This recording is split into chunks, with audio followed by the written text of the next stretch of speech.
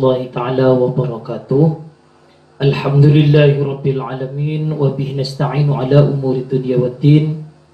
Wassalatu wassalamu ala asyrafil anbiya'i wal mursalin Sayyidina Muhammad wa ala alihi wa sahbihi ajma'in, amma ba'd. Pertemuan Selasa malam ini kita akan melanjutkan dari bacaan kitab malam Selasa yang kemarin, yaitu kitab Qurratul Ain bi Muhimmatiddin karya Syekh Zainuddin Al-Malibari. Pembahasan kemarin itu tentang masalah sunnah-sunnahnya wudhu, namun belum selesai, yaitu sampai wa mashu kulli ra'sin wal udhunaini, hanya sampai di sini. Sekarang kita lanjutkan. Bismillahirrahmanirrahim. Wadalku a'dha'in, dan menggosok anggota wudhu, anggota badan yang menjadi bagian dari anggota wudhu. Ini sunnah untuk digosok. Kesunahan menggosok itu setelah air menempel pada anggota wudhu tersebut, ya.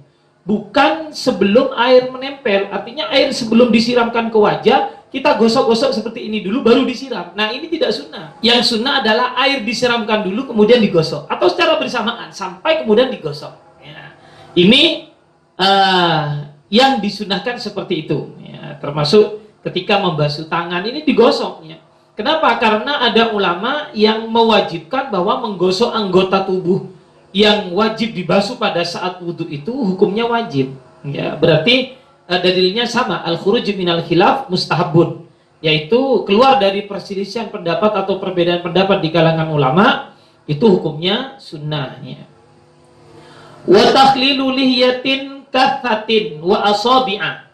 Wa takhlilu lihyatin, dan menyela-nyelai jenggot, kathatin yang tebal, wa asabi'a, dan beberapa jari jemari. Sunnah-sunnah wudhu selanjutnya yang sunnah atau dianjurkan untuk dikerjakan adalah menyelah-nyelai jenggot. Ketika jenggotnya itu tebal, ya sunnah untuk disela-selai, karena dalam fardu wudhu kemarin itu kalau jenggot ini tebal, ini cukup diusap, ya, cukup diusap. Tapi andai kata disela-selai sehingga bagian dalamnya pun terkena air, itu hukumnya sunnah, ya. Punya saya ini nggak ada jenggotnya, ada tapi ya, tipis, ya. Orang Arab biasanya jenggotnya tebal-tebal, ya. Kumisnya tebal-tebal. Wa asabi'a, dan beberapa jari jemari, ya. Yang dimaksud dengan asabi ini adalah baik jari jemari tangan atau jari jemari kaki. Itu sunnah untuk disela-selai pada saat kita berwudu. Apa tujuannya? Supaya air benar-benar sampai pada sela-sela yang ada di jari jemari dua kaki dan dua tangan ini, ya. Kalau tangan, ya, cara menyela-nyelai tangan itu dengan cara ditashbik, ya, dengan cara dibeginikan, ya, ini tasbik namanya. Dengan cara seperti itu berarti kita sudah melakukan hal-hal yang disunahkan pada saat wudu. Kalau kakinya dan di sela-selai, di antara dua jari kaki itu di sela-selai itu, ya. Wa italatu hurratin, dan memperpanjang hurrah. Hurrah itu memperpanjang basuhan wajah, ya. Kita tahu pada saat kita menjelaskan tentang fardu-fardunya wudu, ya, beberapa waktu yang lalu, malam Selasa yang sebelumnya, itu panjang batas wajah itu adalah di antara tempat tumbuhnya rambut kepala pada biasanya hingga ini bertemunya dua rahang, sedangkan lebarnya adalah dua telinga. Ini adalah batas wajah, ya. Namun disunnahkan membasuh wajah itu lebih dari itu, ya. Ya, ini sampai batas lebih dari tersebut lah, dari hal-hal yang menjadi aturan kewajiban membasuh wajah, ya. Ini namanya italatul ghurrah, ya. Wa tahjilin, dan disunnahkan memperpanjang tahjil. Tahjil itu artinya melebihi dari basuhan kedua tangan dan basuhan kedua kaki. Kita tahu pada pertemuan fardu wudhu yang dahulu itu bahwa batas tangan itu adalah dari depan ini, dari ujung jari ini sampai siku. Nah, batas sampai siku ini adalah batas yang wajib untuk dibasuh. Sedangkan kalau kita ingin mendapatkan kesunahan italatu tahjil, yaitu memperpanjang tahjil, Caranya harus lebih dari sekedar batas siku, berarti lengan atas terbasuh sebagian. Itu kalau kita ingin memperpanjang tahjil namanya. Kalau kaki, batas yang wajib itu dari ujung kaki itu sampai kedua mata kaki. Itu batas yang wajib. Namun kalau kita ingin itolatu tahjil, ingin memperpanjang tahjil, caranya sebagian betis kaki itu juga terbasuh. Ya. Apa di antara manfaatnya atau di antara fadilahnya? Ya, bahwa kelak ya, tahjil dan ghurrah ini batas basuhan lebih dari aturan wajib membasuh wajah dan kedua tangan juga kedua kaki ini. Kelak ini tahjil ini akan bersinar pada saat hari kiamatnya, pada saat di mahsyar kelak ini tahjil dan ghurrah ini akan bersinar, dan itu Rasulullah Shallallahu Alaihi Wasallam akan tahu bahwa itu adalah umat Rasulullah Shallallahu Alaihi Wasallam. Selanjutnya wataslisu kullin dan melakukan 3 kali pada masing-masingnya.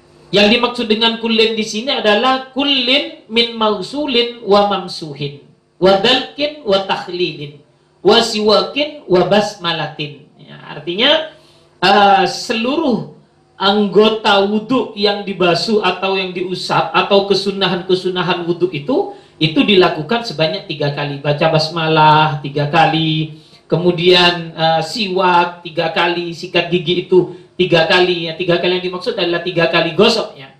Kemudian hal-hal yang wajib dibasuh seperti membasuh wajah, kedua tangan, kaki, ini adalah hal yang wajib dibasuh. Itu pun dilakukan sebanyak 3 kali. Untuk yang mengusap adalah kepala. Ya. Kepala itu diusap. Itu pun sunnah diusap sebanyak 3 kali. Juga kedua telinga, ini juga diusap. Itu juga sunnah dilakukan 3 kali. Berarti kanan 3 kali, kiri juga 3 kali. Jumlah seluruhnya 6. Kemudian takhlil, ya, menyelah-nyelahi itu tadi dicontohkan tasbik itu dilakukan sebanyak 3 kali juga. Wadalkin, ya, dalkin ini menggosok. Ya. Menggosoknya juga disunnahkan 3 kali. Ya, tadi anggota yang dibasuh itu sunnah untuk digosok, ya. Setelah air menempel sunnah untuk digosok. Nah, menggosoknya itu sunnah dilakukan 3 kali, ya. Lalu bagaimana andai kata ketika kita membasuh kedua tangan itu tidak dengan cara disiram, tapi dengan cara dimasukkan ke dalam air begini, ya. Cara taslisnya atau cara 3 kalinya itu bagaimana? Caranya dengan menggerakkan sebanyak 2 kali. Cukup ditambah 2 kali, jadi masuk begini sudah terhitung 1, ya. Digerakkan 1 kali 2, digerakkan lagi berarti 3 kali. Itu kalau kita dengan cara memasukkan tangan ini atau kaki ke dalam air. Ya. Dan kesunahan taslis itu baru bisa tercapai andai kata basuhan anggota wudhu itu sudah benar-benar sempurna.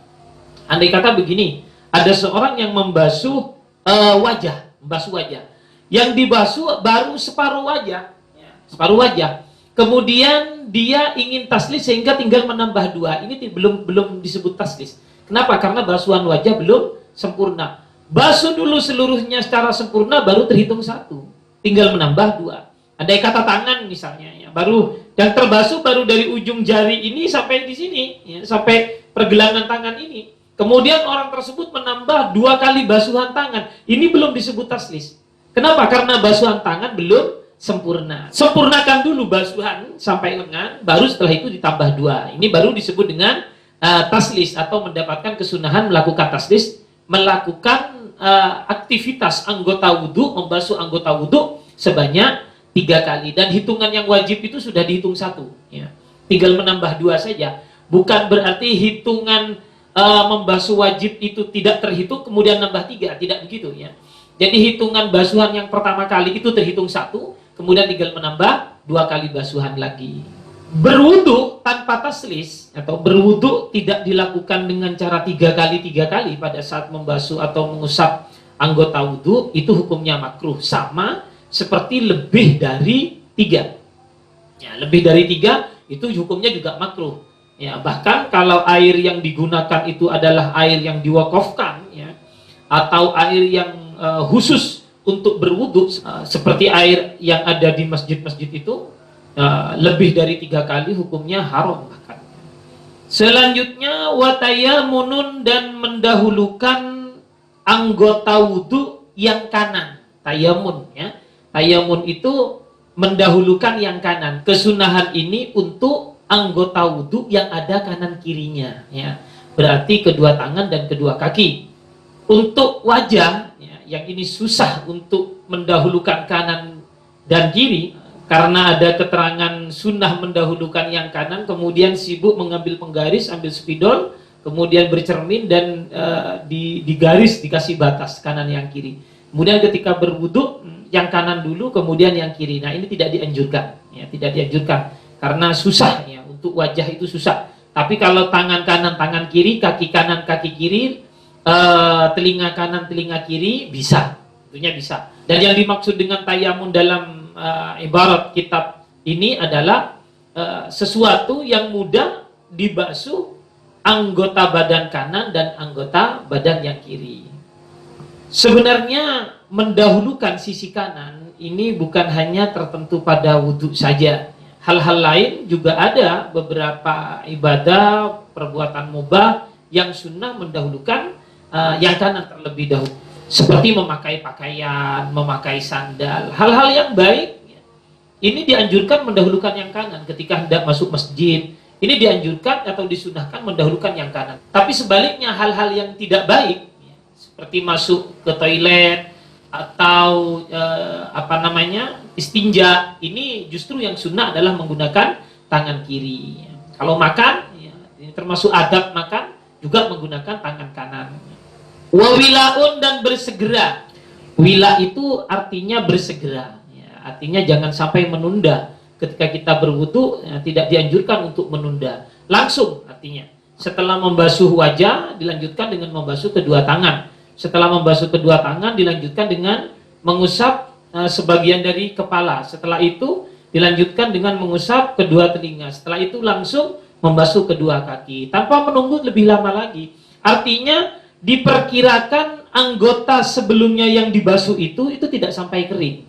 Dilanjutkan dengan basuhan selanjutnya. Andai kata tidak melakukan wila, artinya setelah wajah menunggu 2 jam berikutnya, baru kedua tangan, nunggu setengah jam berikutnya, baru mengusap sebagian kepala. Penundaannya sampai kering, memang sah wudunya sih. Ya, selama tidak melakukan hal-hal yang dapat membatalkan wudu, sebenarnya wudunya sah, tapi hukumnya makruh. Ya. Jadi melakukan wila itu di samping sunnah, jika tidak melakukan maka hukumnya makruh. Tentang masalah wila ini kita madhab Syafi'i berpendapat bahwa itu hukumnya adalah sunnah. Namun ada juga madhab lain yang berpendapat bahwa wila itu hukumnya wajib. Khusus untuk daimul hadas, wila itu hukumnya wajibnya. Walaupun kita yang bermadhab Syafi'i juga berpendapat sama bahwa orang yang daimul hadas itu hukumnya wajib untuk wila, untuk bersegera, jangan menunda-nunda lagi. Wa ta'ahudu mungkin, dan memperhatikan tempat keluarnya air mata, ya, muk, ya, di sini nih. Ini sunnah untuk diperhatikan pada saat membasuh wajah. Ya, karena itu termasuk bagian luar ini, masuk bagian luar ini digosok-gosok seperti ini. Ini selama tidak ada kotoran matanya. Kalau ada kotoran matanya, ta'ahud mungkin ini menjadi wajib hukumnya. Ya, buang dulu kotoran matanya, kemudian setelah itu diperhatikan seperti ini, ya, ditekan-tekan seperti ini. Kenapa? Karena dikhawatirkan air tidak tersentuh kepada tempat itu. Ya. Wastiqbalun, dan menghadap kiblat. Artinya disunnahkan pada saat berwudu itu menghadap kiblat. Ya. Di beberapa tempat, terkadang ada tempat kita berwudu itu tidak menghadap kiblat. Ya, tidak apa-apa sebenarnya wudunya sah, hanya saja kurang sempurna. Karena di antara hal yang sunnah dilakukan pada saat berwudu, yaitu menghadap kiblat ketika berwudu. Watarku takallumin wa tansyifin. Watarku takallumin, dan tidak berbicara. Ya, pada saat berwudu dianjurkan atau disunnahkan tidak berbicara. Bagaimana andai kata berbicara? Hukumnya makruh. Ada tempatlah kita berbicara itu. Pada saat kita disapa orang, pada saat kita ngobrol, ya sudah kita berbicara. Tapi pada saat beribadah, ya sudah kita konsentrasi untuk beribadah saja. Kita khususkan untuk beribadah saja. Ada waktu-waktu tertentu yang boleh kita berbicara, Dan ada waktu-waktu yang sebaiknya kita tidak berbicara. Di antaranya, ya, ketika kita melaksanakan wudhu, dianjurkan untuk tidak berbicara terlebih dahulu. Demikian pembahasan tentang sunnah-sunnah wudhu yang kedua. Ini sebagai sambungan dari pertemuan Selasa sebelumnya yang juga membahas tentang masalah sunnah-sunnahnya wudhu atau hal-hal yang sunnah dilakukan pada saat wudhu. Mudah-mudahan bermanfaat. Kita akan sambung lagi bacaan kitab Qurratul Ain bi Muhammadiddin ini pada pertemuan selanjutnya. Wabillahi taufik wal hidayah wa biridha wal inayah. Wassalamualaikum warahmatullahi taala wabarakatuh.